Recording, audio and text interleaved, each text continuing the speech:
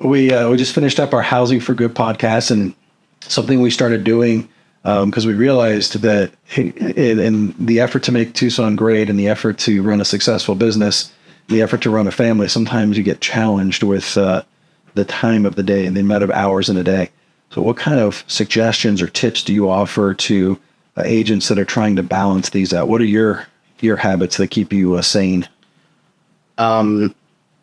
Definitely you can get wrapped up very quickly in things that I say no one cares about. And I say that in a genuine way. There's a lot of things that you start focusing on. And if you take a step back and you go, why am I doing this? It's almost like busy work just to be busy.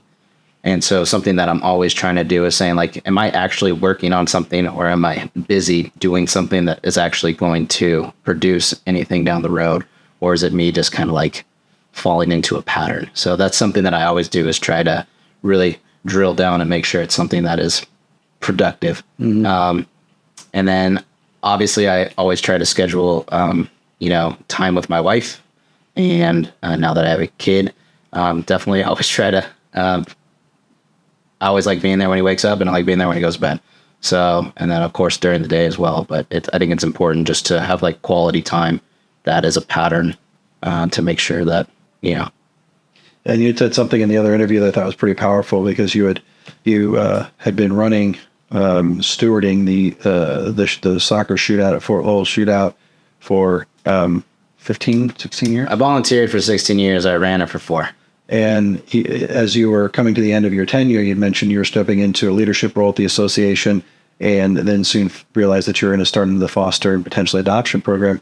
So you took kind of a tough choice and stopped in that role. I mean, that's going to be a tough challenge to make that decision. Yeah, I mean, it's you follow your phases of life and you follow your passions. And I am a true believer.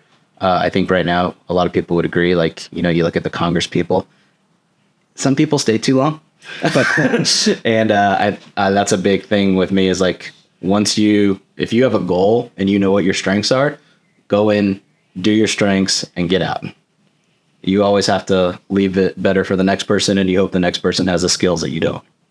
I think at the end of the day, it's keeping yourself healthy, because it's hard to help a community. It's hard to run a business, take care of your family if you physically and mentally aren't connected to what you're doing every day. Yeah. And you have to have a good sense of humor. You have to laugh at yourself. Just something that me and you do well with it. We always laugh at ourselves. Nobody's laughing at me. I don't know if I'm laughing at myself. That's just rude. Billy Mordka, very successful in the commercial and residential side, past president of the Tucson Association of Realtors, longtime volunteer, key member of the Fort Lowell Shootout, recently went through the foster and adoption process of a young child, and has managed to stay sane through all of it. So, and I use that term loosely with you, but I mean, a doctor hasn't told me I'm sane, but I'll take your word for it. You doubt.